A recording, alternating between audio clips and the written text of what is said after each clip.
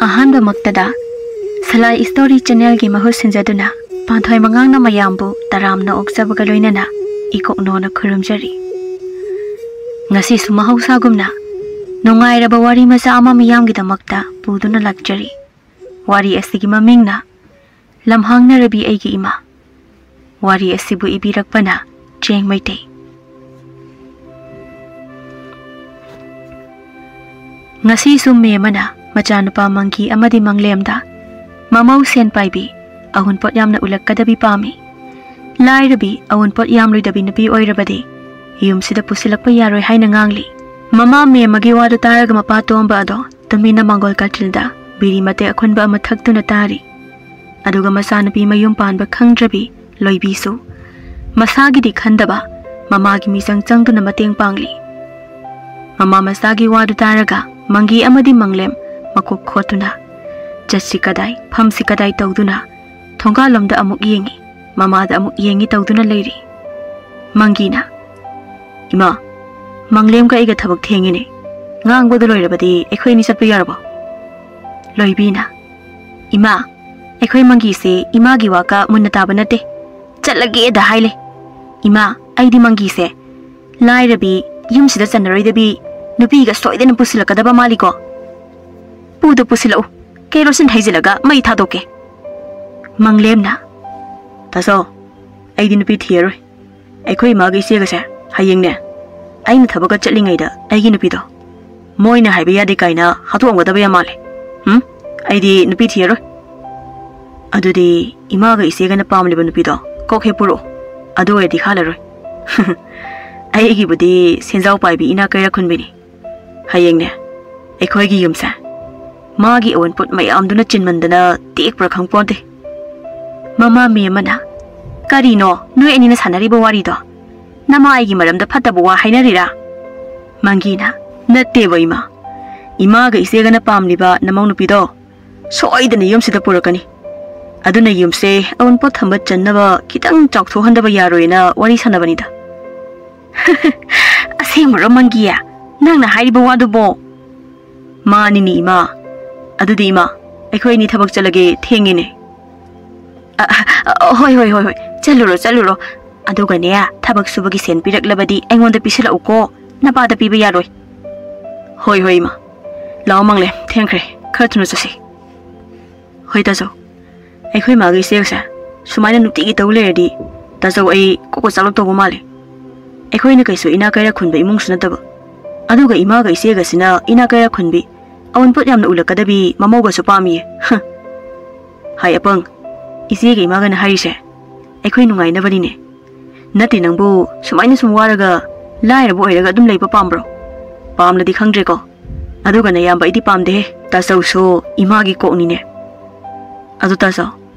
ai di sen pai bi ina khunbi thiraga napi di thire laira baso ing tapi imong koi ba haigadabi mapuk mapau phabi Migi imong thugai dabi napi oina thijani thiu chara helagana punsido leningadi karigi chara hendoiba aina thabak kana suriba sibu chara henaba lairaba sum oina brane yare nangi wado ai taningre mangi ga manglem ga adwari sana duna thabak sufam da sakhirami adubu mama ga masegadi mapada amu onsinduna isaulang hauri Moi mapana biri matek tu bo adok yam hauna pamu thakliba tu bo nate biri du yen nganu muk hawbar haibani da mapa tombana hai nupi nang na khanggadaba nate aina thakliba akhunba biri matek asigi mahawase wari katipa basu ima biri se kaisu hawdabani maikhu kam thokpa sanabada nungai bagi wani ha nang di kamaina khangliba ngai kho nang biri thakra hayo Imagi loibia nang imana singnarakli se koirabani hayu nang biri thakba kayam koira thuna hayu ima sawala kanu thakte he sum haibe wani thamgani masin bala se engodagi hena manamui taning de baba ado ima ai imanabi amata unaruge ko chali ima karai degi na manabi no nang hauji unarugo dori basibo kaya da kan sakriba non he masi mayum pan masukang khanglaroi da masi masak na ka ai lauduna thijille kuzunaga wawre masida amu biri ka amuk thakjile mase mayum panba sukhang khanglare haisini kai di khangdoino aduga magi sahi sidabu mama nabi leiribrani mama chahi dina janu pisu nanga manaramani taning de he kari thuena ngangja sarino chahi kesu yamba oidri nifu khara helakpa khaktani masa khara thiba sida chahi yamna yamba manbagi wani oh leisabi na chahi nifu helakpa si yamdri ba oire si yoradi ai swaidagi natre kanade labak da tholaga biri matik tabra yengluke horel na midang chak toklaga thaknaba tomba lekai gi lampak ta mina thaklaga honchek lamba biri matik thiba thokre me masu mathanda isau lang lang duna lehawi tha kharagi matung dadi mangi maga chahi amagi mamang dagi khangna jarak pa leima bu chelami aseng badi leima hairi binu pi asi ina kairak yamna khunbi ing tapi mabuk mapausu yamna phabi nu pi ni aduna mangi na leima laurabadi nungai gani awan posu mayam ulakani khanduna leima bu nungsi lang thakduna khangna khibani aduga leima na sumangi bu laira jarabasu subana makanba ing tapanapa amani khanna thamoi sengna nungsi jakhibani aduba ngasidi leimagi ahalaman singna leima bu nupa amada haina singna duna lohongna ba honarakpadagi leima na mangi bu kauduna chelakpani mangi ne ina kaira khunbi nupi ama chele etabada mama mi amaga machi loibi gadi haraubana loirami aduba nongan bagadi leimagi ahal singna mangi bu pamdaba amadi leimana mama mapan haiba inde haina inthoraklami aduna me amana khalamba mangi na khalamba manglan pumba pumkai kairami masina maram oiraga mangi nasu mama mi amana su loibi nasu leima bu yamna thina tawbirami tha kharagi matong dadi leima mirolami aduna mema ado wakhalama khalami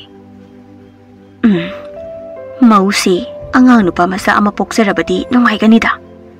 adu oirabadi moi mapamgi ahal singna lokhatpi gi haireklani awon pot mayam ama so happy gi haireklani ko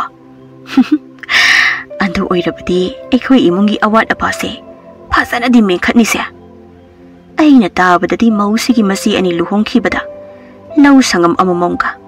sana khutumuk chawba amamonga happy haina sutai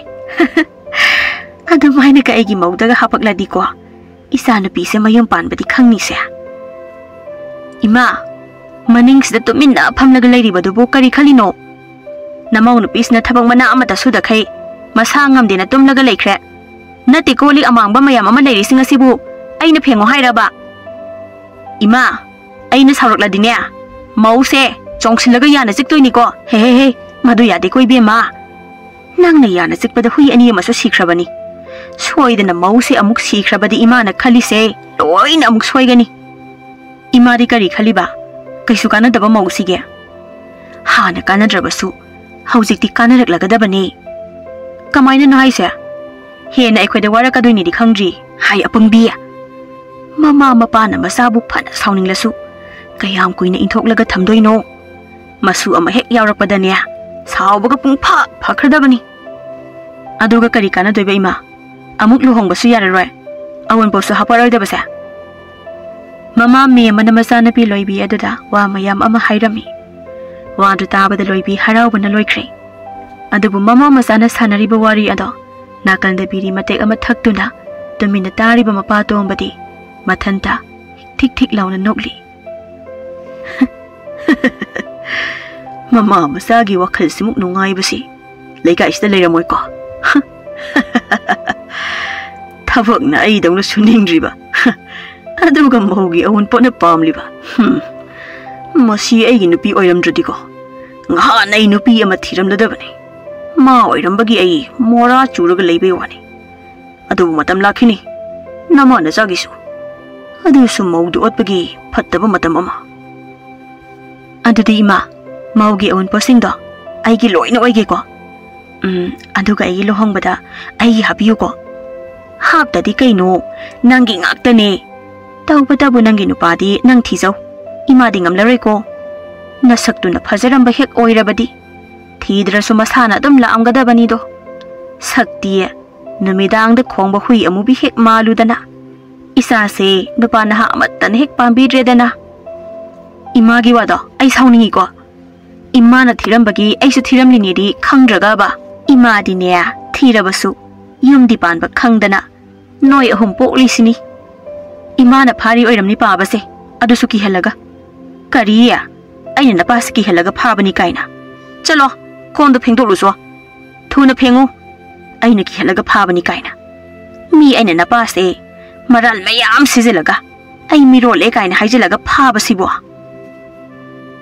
Biri ga thakpam khangdi he. Mama gi haukrab wari singdu ningsinglaga. Masi I karaktana ne. Maning da ngari ba layai gesina. Mama gi makok sida chensilaga kalluni ko. Adu suki ne. Mana mullaga oina engonda kansilaktana ba. Biri mate khulluge da. Ayo khwang si sunawa na loire hey. Thai na moi mama na phuki pa mayam du bira kaino. Ayo. Asumna namit asidagi me amaga loibi gana laimagi mateng khara pangsinaduna laimana angang unaba ngairami adabu laimana tha suraktuna masanupa ama phangjaraba phawba laimagi ahansingna laimabu lokhatpi badi lairadana hana gumna hanna phawba yengbiraklamde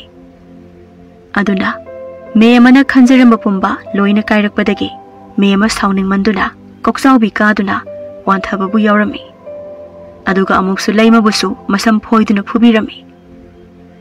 nongmadi mamagi fattaba matawaduda masanupa manglemna sawba helaktuna mamada nganglami ima na iteimada asukamna thina tawrisi kaigino iteimana ngasi fawbada imada kari akaiba tawkhrage imada nate imungsigi iteimana kari mangnaba kari akaiba tawramage ba ha kari akaiba tawramage habinida loibina kari no mana ngasi imada ga osilaga khatnarisina hai budu apang nang na tai magi misanga changli badu na tai masina nangi kari tawbire yum sigi kari purakle masa mathanda laga lem na saba chaba ya basaraga angang among poksile edana aduga mauksina kari akaiba phattaba thabak tawrage kakaidana aduga ne nangsu nangi nupiduna hek awon pot ka mayam hapaktraba natai mada tariba dasa se nangi nupisu adum tari khangu loibina tas kamdawi imana phajabu wa ama haikredana hojikte hojikna na kari wa khumba ngamge do yengeba imana awon pot aduramna pamli dubu imana pabada lohonglopa matamda imagi kari awon po purakhibage hayuni ma imana kari puduna lakhigeba mama masagi wari tumina magol kasinda tariba mapa tomba aduna phuk hogalaga chumi isa manglemna haiba hojik mama nang kari ba kumpi dawriba nasanu pa manglemda ai gidi la adi yare awon pot amate hek yaudраbasu masi mamichida biri mateksi hek namsin ko ngasi ima bu kayam phaba mi ama oidana mau ama oidana nupi ama oidana mama ama oidana kari da napal tawduna nganglibano ikai basu khangdaba minung sisu siendaba ima nangbo loibina manglemda songsilnduna khupangna paklangna tharaklaga kariya karino nang na hauji imagi maramda sairing thiba dona ngangliba mayam duba nang namoy na may khangdana khupaksina thangage he nang ayo masi pongni na baisi oirasune aina phubada laina kasu sawrai da baisi ne aduna masi khongpaksini ta korge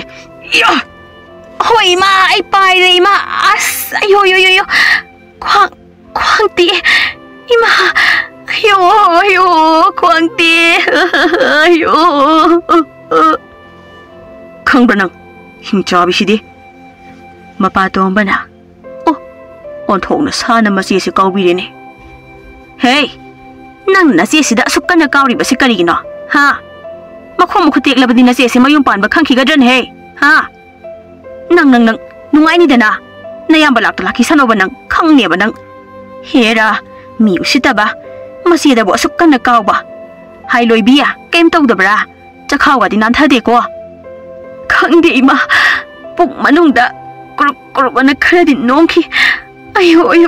ayo mama masana singkhatna ringaida manglemna sauduna thongalamda thoki aduga mapa subiri khunba thokre moi anina chatkhibaga mama ga loibigana masa mabuk pithak tuna phamungda masa sumjari bi leima ado famungdagi chingthoktuna magi wahaudagi thokliba ngaktani haina masam phoiduna thin amuk phubirami aduga ngehak leiraga mangi yumda halaklami mangi ne yumda hek halakbaga sor fawba ningthina honrengaida mamaga masegana manaw nupa manglemgi maramda laimagi maramda wa mayam ama semjin sajinjuna tamsilami mamaga masegana tamba wari sing adu taraga mangi masapumba asawbana thak thak niklami aduga laimabu amuk mangi na phubirami tanjaduda manglem suyumda halaklami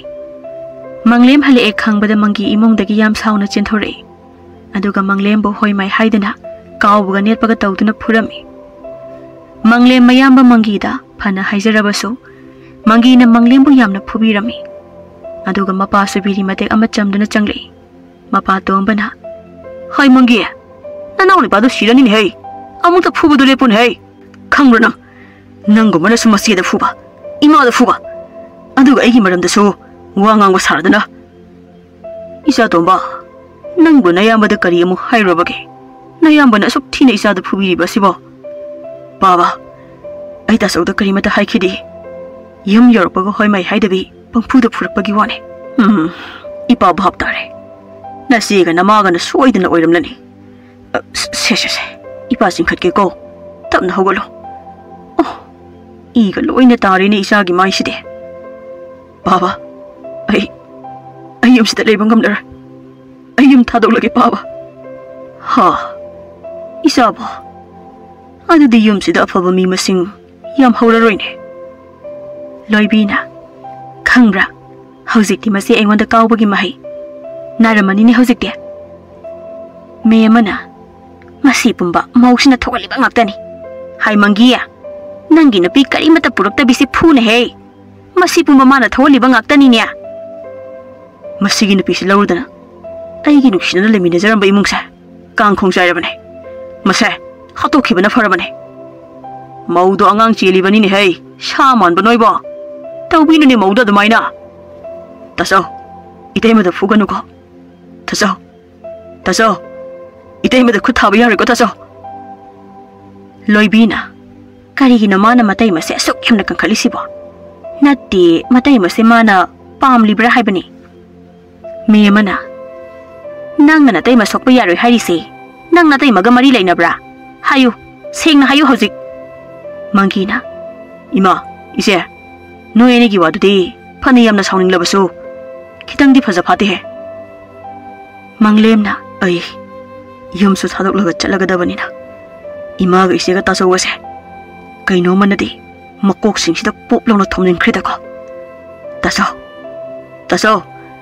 itai madu phubiganu ko itai mase imung sigi khanbada yamna wajarabani ko taso nana kari khangdana natai mase aswamna kankhalino ha nang ima ga ise ga na hari base chumlabran he loibina phone he masin banga do thugayu ne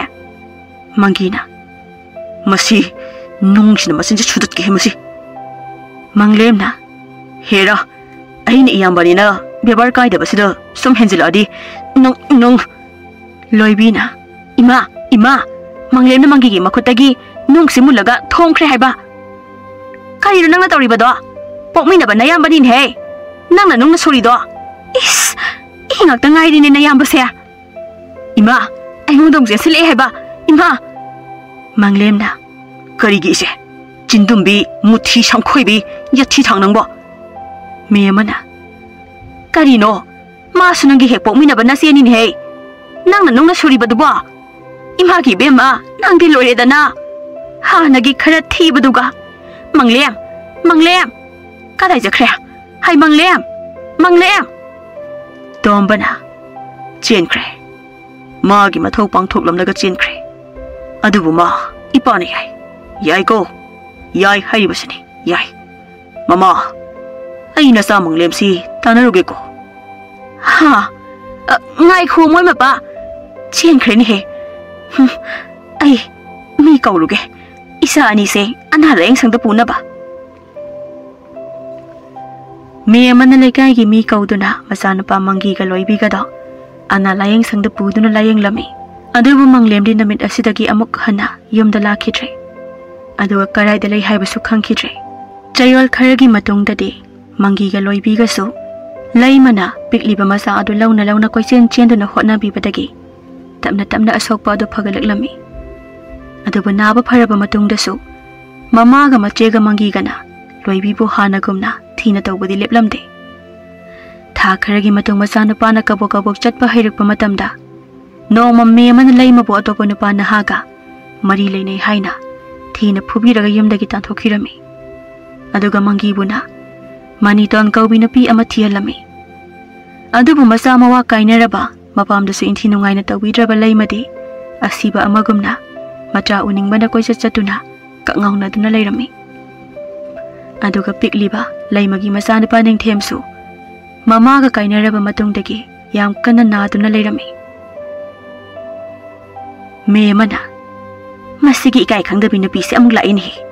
ha ikai khangdabi ya nang na ikai khangdaba se khangde da ko yengun he adunga jang laini ima aigi isa ning themdo mama aigi mabuk thakdaba kuirakle isa bu nungsina amuk tapamduna mabuk thanna pithakcharamge kadai no aigi isa ning themdo boima ima ka kaurakano ikai khangdabi ya ai se noigi namaduna ten he aduga ne yum sida nangi na sa laite chakhro chalu yam thuna chakhro ko natrabadi nang natai kya sarak la roi nang ima ai isagi mabuk pena pithak piramnaga ai amuk chatkrage kada hi laige gi isa ning them dubo ima gi ning the ima lae ne isa bu kada hi laige loibina kana no ima mapanda la khonglaga kapi dubo jaksa mamangda ngak ta tumge tawbase tumpham ga khangdimi he ikai khangdabi ya nang na langbada ai gi isa se tumba yadrin he nang na samdo phuide lura nang ha ima ai gi isa ga mukta una hanbiyo ima gi ning the isa bu kadai de lege ima lae masi de phurage he masi imung dagi mangi na pi atomi mani tona laimagi masana pa do pamdana puthore mani tona ima amuk tangai biko ise se angang sida leire laimana sen dona masa ado mani tonda gi tap launa lauduna nuksina chena konduna pamsai angang adu sumamana laubada mabuni nuksina ningai tawduna kapchai madu ubada me mana sauduna karino mauna na tawrido ha nate karigino banang na angang adu puthoralaga ikai khangdabi asida pirise nang su aigi masing khangning bro ha taning de deima maching kaina aina oina tawrakani aduga neima ikai khangdabi sa angang asigi mamane yam sida aina hek leirak badagini isi sina angang sa amukta uzage haiduna laklebase nungsidro masa sina mama sigi matambakta harauna mabuk thakjari sa nangko awon pot miyam amu ulakpagine aina kari mata haibidrabani ko he kai khangdabi ya yare isu do piro kadai piro ne he ima ai gi isa se mama ingon dagi munbi ga no ima na toy dubu kai no se ima angang ado mama dagi munbi ga no ima se munbi ga no ba ima imong dagi loibina taning khide da ko tumba ka ma thegi ha he adubu me maga mani tonga makut kana phanari ngai da laimana masaning them adu pamduna thongalomda kana chen khirami laima masa adu puduna kana chen thorakpa adu mapa tombani yumda hanjilakpada thengnarami aduga me mana mani tongi makut kan thokduna laima bu tanana basu hotnarami tombana laikai gi bi thakpa mi singse thon phana khideda moina thaklaga aremba mate khara hunchik lambadu aina khullaga hek thae se khangdana hawjite amate hunchik lamdeba masi bomba aigi nupiga isa nupigana phanman dabadagi thokliba ngaktani kono no ngang pomlaga kanu chelakliba ihe sidi aigi yamna phaba imau nupiduni ne magi se macha puraga chelakliba maline on thona nungsi khreda ko adubu mamaga masega ne hek phangkhibada imau nupi se dum sire he hai mau somda tu asigi lambi sida chenko chomna chelabadi nang soidena phubikhrani chelo ne ipada mu yengdana leiranu ne chelo o thona nu sikreda imau nu pigi mamai se mapina pumtai hektai khai macha se chet na kolaga chen khrene ihe ai shupi amuk tarak lene sin takpadi ai gisu thamoi amadi pali bo oire ko ai di biri makhun oina pan bro somdana me mana loibi hai loibi mapang da tholo laun he angang du puraga ikai khang da bidu chen khrene he tum phang ga khang de he madugi na biduna kamaina changlak laga angang adu bo kamaina puraga chen khrino ba masigi mausi su phado bo malaga yamna pharoi dori aduna nang horen dai di me ma igi iti khangan da ba yaroi dori hai loibi nang siraban he ha thole he karom dana chen khriba law ima tanaro si mani don nang di yam sanglam ko sakta singsiga mani ton agi masing amu ba sa khanghan da ba yaroi dori mapa tombana mama masa se hai ba ga to bo chen thorak lene ish mama se nung ga su pai ne ma gi si mau si hek phang ba ga hek ta thom da lagi sin ne masak siga mai nung da ta ba nung hek ma la na ba moi mapa ikai khang da bi lai ma do masa do ho isu du pura ga karom da chen ki bo ho ge phangaroi ai na phawa ta na ba phang dra ba ni mapam gi mi mayam mama gari pura ga la ga mau ge su ga do ha pa ga pukhra ba ni ima puja khra sanuda angang ni na khara le raga sirada ba ni ma gi nari ba leina do phaba ngam ba leina na te ba isa nu pi gi wahai wata asidi liri khoi ra dana ta bo thok na nungai khra da aseng bro pa ba hoi ne aseng ba ni ne adu da nang sai mi oina poklam ba sigi soi ba gi wani lin khalo gumba gumbir gumba oina poklam labadi hena phado bani ima ekhoi pa ba gi se engonda thagali ro sidari ro na ba da hango do di ai di angang do ina ta thamlaga lai ma se wa halaga lakna ke taw bani ba as lak sa khreda masi bumba mawa tombi sina ngaktani ma hana phura ga phado bani lawai be ma mawara ka ni aina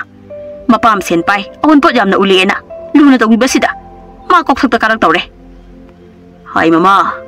handaki maushi madi hanagi maudu ga manada bani go hana mayum da leidingai da lupa sabi oirami hai bani hai hai baga tawbaga me mana yum yobaga mamau na pi mani ton da isau lang tuna phuge tawrubada mani ton na oina thazilak padagi me ma wakhal mate ama mangduna phamung da hiptuna leirami madu ubada loibi su khautak chabadagi mangi halakpa ngaiduna oina leirami mangi halakpaga me maga loibi gana mangi da mani ton gi maram da phattaba wa mayam ama taksin tamsilami mama ga masega gi paudu hekta baga mangi yam sauna mani ton phuba ka da changkhirami adabu mi ku khara leiraga mangi mani ton pum sum somduna tholak laga mama ga masega da oina onsilaga cheirak mangi na cheirak pa matauda da me maga mache loibi ga da maya launa karaga makok paiduna tumina leikhirami asumna chahi olak padadi mani ton gi masana pi ama phangjarami aduga mangi na mani ton gi khudom bi da ungduna leikhirami somdana leima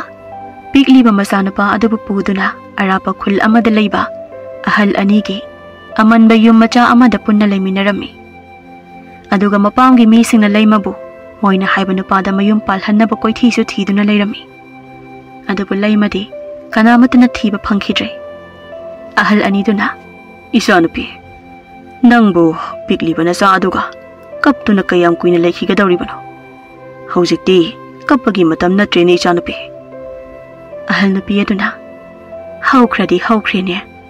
loi khraba gumbani haukiba haibase amuk khanna halak laroidaba lak laroidaba aduna ne pumnamak kauthok leraga mangda leriba punsi sida nasa nupadugi punsido afaba asumba lambi ama sembinaba hotnabiyu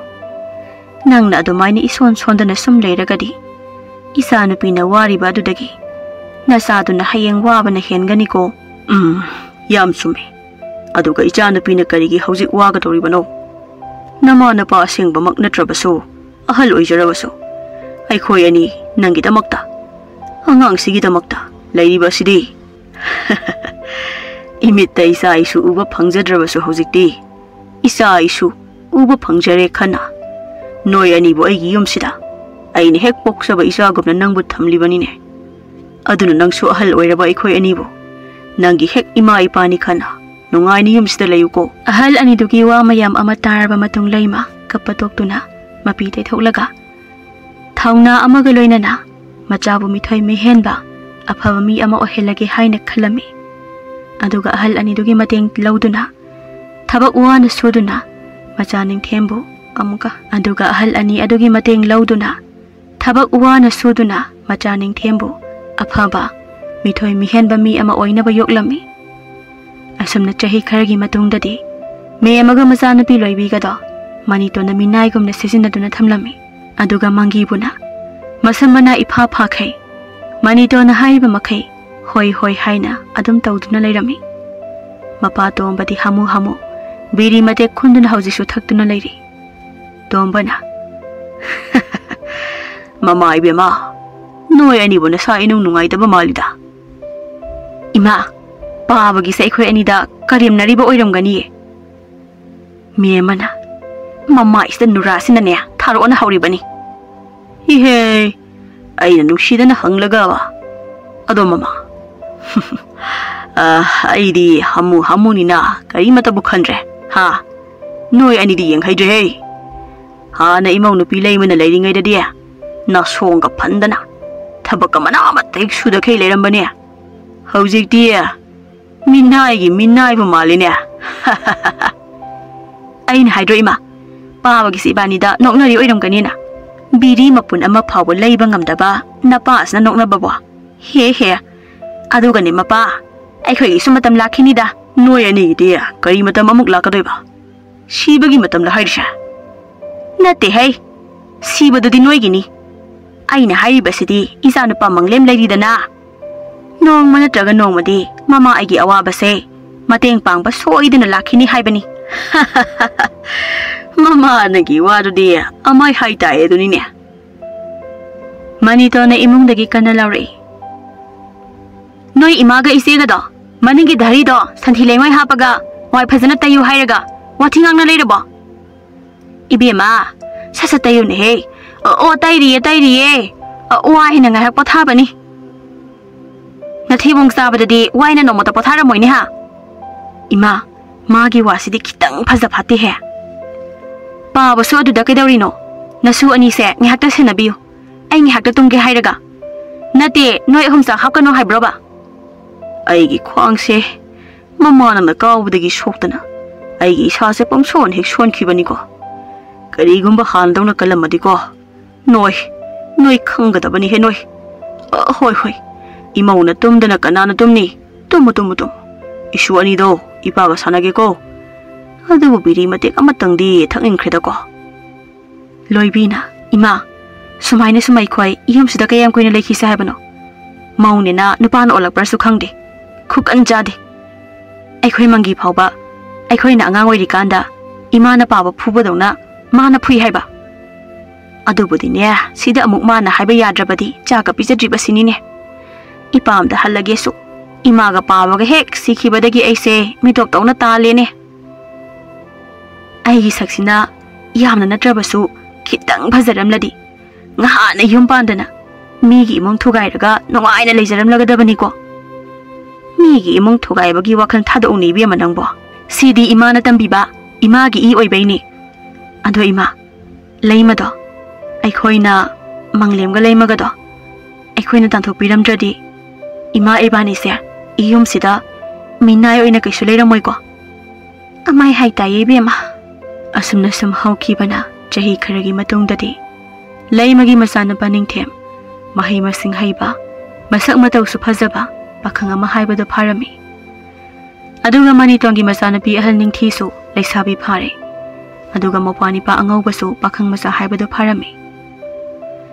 somdana me masutom basu ahal oiduna masayamna sole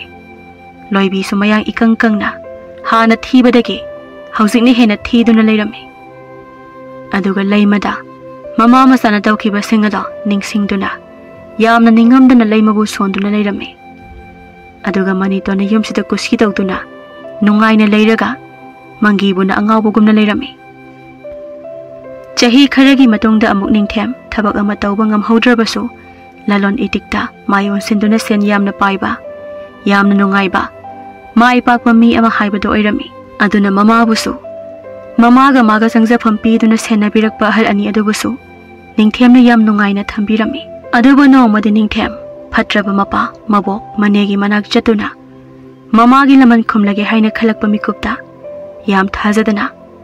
lai mana thawingi sinbibagumna machanupi ningthida ningthemgi yumda ipa pakhana yam kina changlaklami madu ubada leimaga ahal ani dugana ningthibu imungda pusinduna thambirami aduga ningthina maga tinajaba nupa kharana koirusi haina pubiraga mabu manghanaba honarakpadagi mathwai hingnaba lambi lamhangnaduna chelakpani haina su tamlami aduda natana ma kanano kanagi masano kadaidagino haibasu loina tamlami ningthigi wari ase tabaga leima mamitagi mapi tana kaptuna ningthibu yam luna tawbirami somdana maniton masanupina yumda halaktabada mathwai waduna mangiga punna masanupi adubu koithi thirami manitona karigumba aigi isanupina phatanongde hek thoklambadane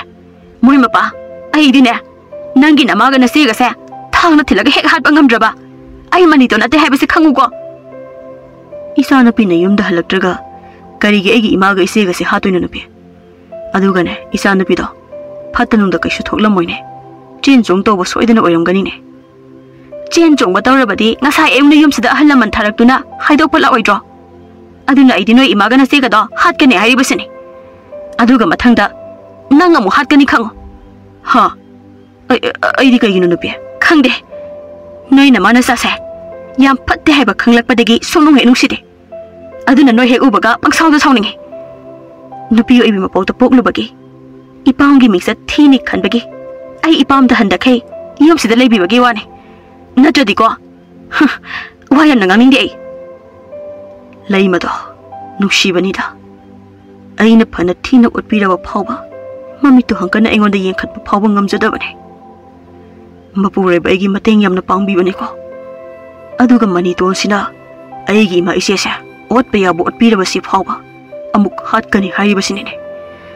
aduga aina loina khanglaba phawba phana sauninglaba phawba mani ton he ubaga isapum son son thakei mana hairi khai yariba sina karigi oiri jano no ma thabak sufam da thengna khiba halamana ai si hek ubaga ibungo nang si kuina punsira roi maram di nang se mahai mayam ama tawduna pharaga thamen hai khibada chumdo bo masile eko oine ine bokto amai bi yamna dinabane masada su utu muk chawba jantra yamna sibane aduga igi nupi susi kari khalino isa nupi phangnaba thiyo hairaga thiroi hairaga na namaga na sega do haluro haibro ngahakle di ipamgi mi singsu loina laani adaidi noi nungai ni isa nupi phangnaba thiraga loire nangna imaga isega da hekta taina do tawle he taina dadi karino namaga na sega na silaga isa nupi do yonthokri barsu khangdana aduga matam pumbada namaga na sega na aigi isa ani se karam kandaluna nushina tawba yawkhrage napa phangi nongambadagi namita ba ma lemja saraga mingonda gi biri kharani khara khun tawraga thakna dum leine babade khoina piklingaida makhwang tekpadagi karimata tawba ngamdrabani he ado aine isanapi do phangnabadi thige ko mama wahai se haiduna mangina masanapi bu thiba koi chatchalami aduga mani to suma pamgi mi singa masanapi bu thiba yaba thirami aduba chayol ama pharaba phawba machan pi bu phanglaktabada mani tonga mangiga adugi matik wabana kaplami somdana ningthibu leimaga ningthemga na yam luna nongaina thambiduna leima kanano ningthem kanano haiba sutaklami ningthidi asengba wari ase khanglakpada pungak sungakre aduga mapaga mapoka manega do yamna suwarona saurami asumna chayol ama pharaba matung leima na masana pa ningthemda wa haiduna ningthibu mayumda thilaklami mani tona moi mapa kanano thongal de gari ajoba ama khamkhri basibo amukte yengo kanano haiba ha kodai no ne hai mama isa nu pinine gari ajoba dagi kumtharakli base to na sa nu pining thini ne ma di masa ka yam nana yam harauna bu yumda halai basibu luhunga jala tu masa yam na nan ba wang jabu nu pa ma su yawri ne aseng bro moi mapa na hai basibo hoi ne kanano nupasidi swaigi mi sumande masa su yamna naline adugane tuminna chelaga luhongbaga he oiramlaba nasa nupise thangna kaklaga haladabani heidi ibema imagi nakta yam thuna lawnang hai thangni yankinuko ibunga nangna kanano nasak hek ubada ukrabagum manbagum su tawbadong na tawi ado kana malino haibadi ai khangdrine baba aigi sakse aigi imaga yamna mane na haine adugini baba korino ne aibu magi wa khuaishi ba me na mai ta dida mangi na ningthem da masana pigi maramda magi maramda wa mayam ama hanglami imung da sumani to na masana pida wa mayam ama hanglami aduda ningthina mamada ningthem na phattaba mi singdagi mabu kanbirakpani ningthem thengnaramdrabadi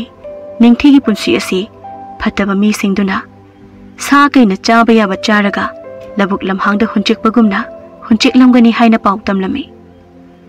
aduga ningthina mabung ningthem ase kanano haibadi kana amata da taklamde asumna masana pigi pawa se tabada manitona ningthem bu yam nungsina harauna tawibata natana namit kharani moida lainaba so hairami ningthem su asengba masak lotuna mapamangi gi yumda namit kharani leirami ningthem na namit kharani leiba asida mapabu maputombabu mabuk miemaga mani loibiga su yam luna nungaina loinarami ningthem gi mabuk mapau phaba yamna nungsiba matawdada mani ton su peladuna miemaga loibiga da otbi khidre mangi busu namsinduna magi makhada thambi khidre aduga maputombabu su masagi anabadu yengthokpibada natana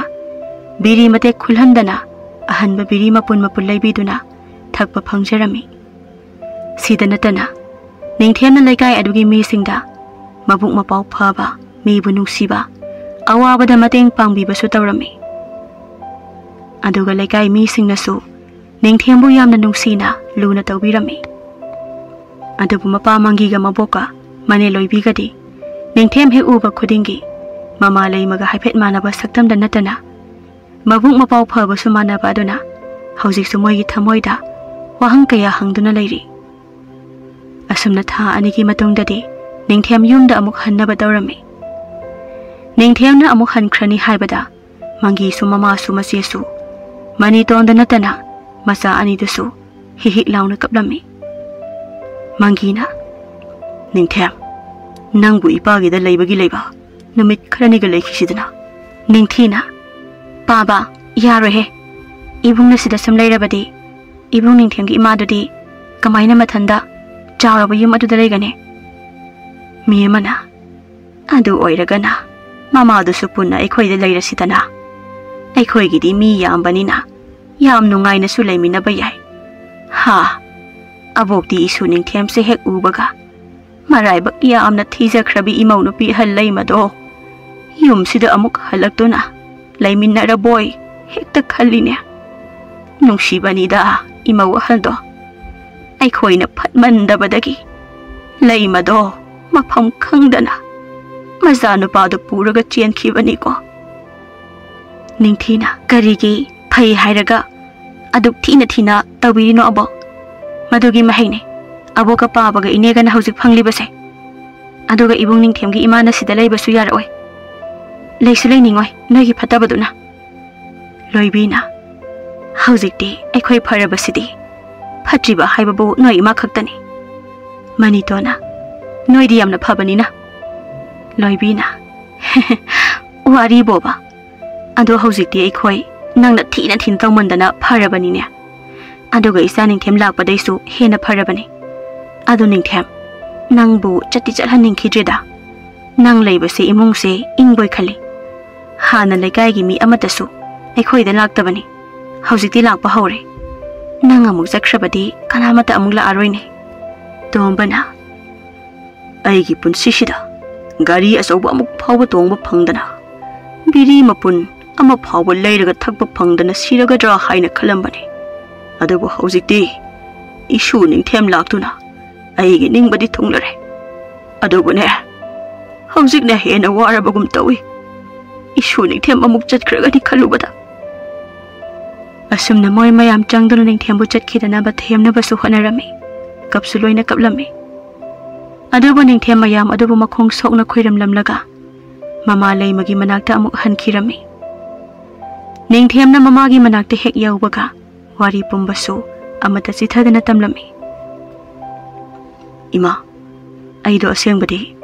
yumaduda chalaga ima da moina otkhiba mayam adugi tamthil laman singi haina khankhibane adubuni ima nachai gi thamoisina madu amata ngamkhijai ima nasabu ngapiyuko nasala lema karigino isana ima da lale haina kaplibadi kapkanune isabo ngasi isana napagi yum aduda chalaga tawramliba ulamliba mayam ado isam chambalaman natene maduna hena asawbana phattana khumbalamandagi isagiduna saruk lising hena tamthiri banine ima pele ima na hek pukusaba isani haibadane ima mai thidreko lao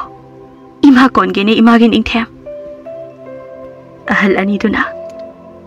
aduni dana isuna wahai athiba mata sirinadana fazaba lamchat nungshiba matik mayaina namagi laman singlambaduna moi loina kaptuna lehawraba natro adubuni isu ningthem handaki mapoksida namana sabo aikhoi ani na hek poksaba isa isu oida phangjadrabasu mathang mapok mana leiramlabadi aikhoi ani gi hek phangjaba isa ga isu ga oijage ko leimana kanana hairino nacha aibo ima pabana hek poksaba macha nate haina nacha di ima pabagi asengba ina pokpa macha asengbane aduga handak mapokta nate mapok khudingda ima pabagi asengbana cha oina adum leigani wahai ase haiduna leimaga ningthemgana ahal anidugi makhong sokna khoiramduna konduna kapchai asamna tha ahum sojingkhre adubu mangi gi imungdadi haujik phawba ningthemgi wakhanda machi da ungnari aduga ningthembu ningsingli mati leima busu hena ningsingnarami moigi mataududa ningthina asengba hairage khanduna mama mapa mabok mane mapanipa loina kaushinduna ningthem kanano haiba asengba adu haidoklami ningthigi asengba wa adu tabada mapa mabok mane mama hoido pungak ngakduna mikup khara leirami aduga punna hi launa kaplami ngaihak leiraga mangina leima amadi ningthemgi manakta sasi haina leikaidagi chenduna gari wairami aduga chatkena hek taubaga chahi kaya mangloraba manglemdo masana na gari amada magi nupiga machanapa amaga puduna thongal changlaklami me amana tanja sida asina amuk kanano ne ukhrabagum su tawi loibina ima asidi aikhoigi manglem natrane ima baba ije nasa manglem ni kawrabo hainapi ima ga baba ga da khoiramune ibungo pupu ga bo ga da khoiramune moyani sina itai mani subigi angang aigi ne isa natrane ima baba ta zausina karino phebam othokna kaina lerami sibo ima baba ije noi loina wakhal tare hanadawna phatre na pau tabadagi nacha se amu halai bani ne mangina nangi adugi matam nate handom ta ima baba gari to wone amuk chaloi dori bra manglem nangna puriba gari aso bose nangira wairakra hera ta so ai isagi gari ne adudi ima baba noi ani manglem gi da sasa tongro wari da lambi da pena sarsi thuro kaina nei toido nate lan ga lebra ba nupi icha do pamuhe yumda laga khara phagadra na khalaga siduraga num tori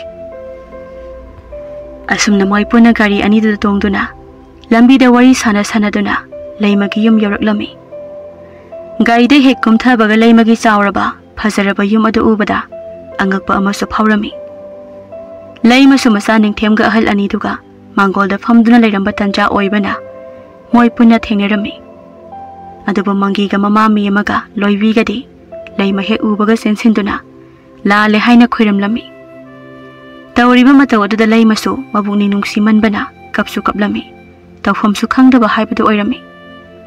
aduga manglem su matai ma ubaga mapi tana kaplami haraubanasu loirami. Mikup kharagi matungdadi ahal aniduna mayam adubu imungda kaushinduna wari mayam amasu sanarami. Aduga chayol amamukti moy mayambu laimagi manakta lehenduna yam nungsina nungaina thambirami. Aduga chayol amagi matungda amu loina kaptuna hanakhirami. Adubu laimaga ningthemgadi mayumda amu hanse yadana ahal anidugi manakta adum leheurami. Karigumba kanda ningthemsu mamabu puduna mapagi manakta hehek chali. Aduga mangiga mabok hoisu ningthi hehek amuka. Aduga mangiga mabok hoibusu ningthina hehek mabung ningthemgi manakta pubirami. Aduna haujikti laimagi thamoida warau jaramba mayam adusu koktuna nungaina leirami. Somdasu mangiga mamaga masegasu nungaire haijarabasu mathamoidadi haujiksu ningamdanadi adum leikhirami.